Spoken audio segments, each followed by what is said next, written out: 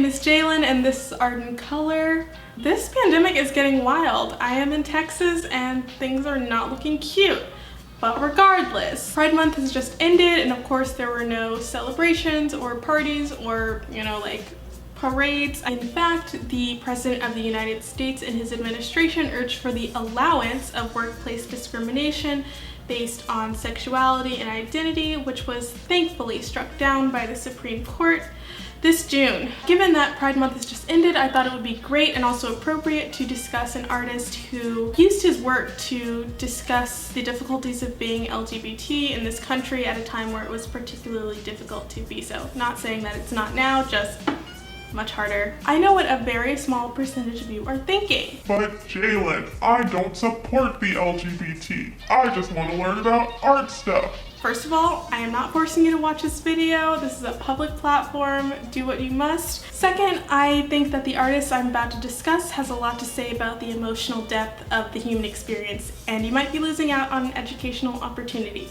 So, let's go. Today we are going to talk about Félix González-Torres. Félix González-Torres was born in Cuba in 1957. He earned a BFA in photography from Pratt Institute in Brooklyn, New York in 1983, and then he went on to obtain an MFA from the International Center of Photography in New York University in 1987. Using simple everyday materials such as stacks of paper, candy, puzzles, strings of lights, beads, Torres addresses difficult themes such as love and loss, sickness, gender, and sexuality. The conceptual minimalistic nature of his works allows viewers to create their own meaning when they view them. But wait, what is minimalism? What is conceptualism? Why am I saying all these words you don't know? Let's talk about it. Minimalist art can be described as an extreme form of abstract art in which a work is reduced to its most basic geometric shapes, such as circles, squares, and rectangles. For example, instead of this detailed portrait of a woman by Kehinde Wiley,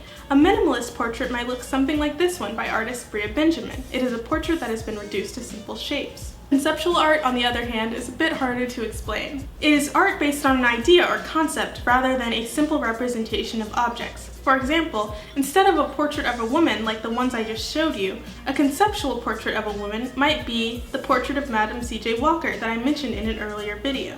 The combs represent Madam C.J. Walker's legacy as a hair care entrepreneur in a way that a simple painting or drawing of her could not.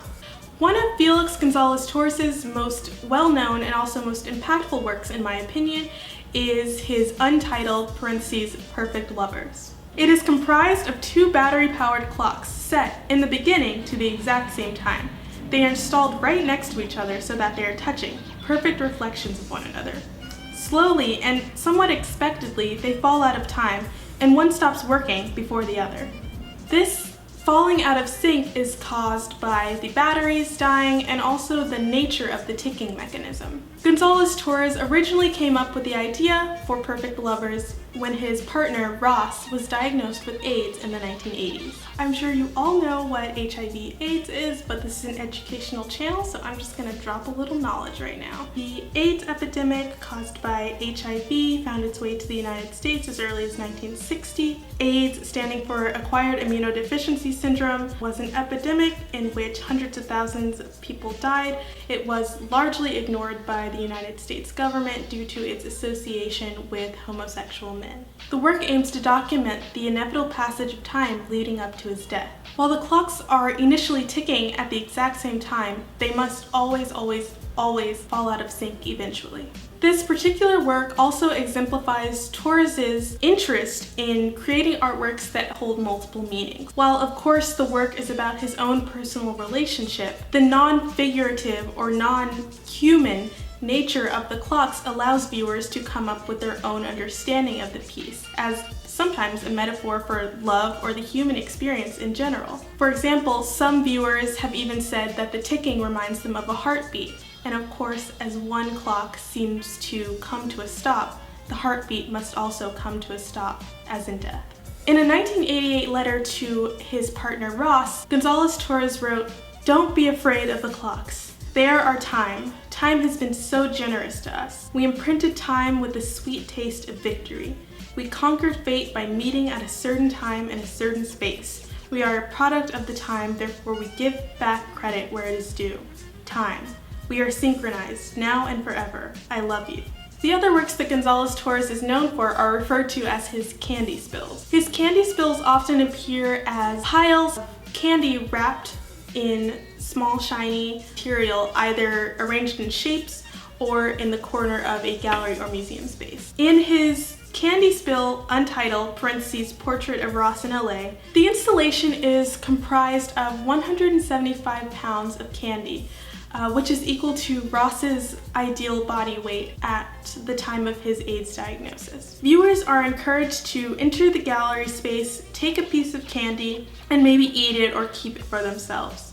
The diminishing amount as viewers come and take the candy is parallel to Ross's weight loss and suffering prior to his death. Gonzalez-Torres stipulated with these spills that the pile should be continuously replenished, thus metaphorically granting Ross perpetual life inside of the art. Something that I find particularly interesting about this work that relates to the museum world or just curation is that it is made up of perishable items. Meaning, one, that when a museum buys this work, it's not just buying a huge pile of candy from 1970, it is buying the instructions that Gonzalez-Torres wrote out and also the rights to display the work. So it may exist in multiple museums at the same time, but have the exact same title. Two, it means that the museum's conservation team and curatorial team and staff must take an active role in the continuous upkeep of the work. Let's say, for example, that the candy in the original instructions notes given by Gonzalez-Torres is not actually manufactured anymore, or is only manufactured in a tiny country somewhere that's gonna cost like thousands of dollars to get the candy. The curator must make an executive decision to either try to get that candy somehow or compromise the original work despite possibly altering Gonzalez-Torres' original meaning. So, I don't know, I find that interesting. Torres has had retrospective exhibitions in museums across the world, including the Museum of Contemporary Arts Los Angeles, the Guggenheim, the Sprengel in Germany, and so on. I'm going to provide some links below of different articles that I found particularly helpful when putting together this video. Félix González-Torres died of AIDS in 1996 and left behind an incredible legacy as an artist who explored extremely difficult topics of death and loss in a time where humanity was not necessarily being brought to those who were undergoing the struggle of the HIV and AIDS crisis in the United States. That's all for today. I hope you enjoyed this video. If you did, please give it a thumbs up. It would be super nice. Back in the day, like 6 videos ago, I used to do something called the question of the day, and I've been told it was quite fun, so I'm bringing it back. Today's question is, can you think of any artists of color who use very small objects in their work? Just comment below. I'll read through all of them, maybe even leave some, comments back. Also, if you have suggestions for an artist that I should talk about in my next video, you can leave those below as well, and I will, again, just read through all of them and see what I can come up with. Thank you so much. Until next time, goodbye!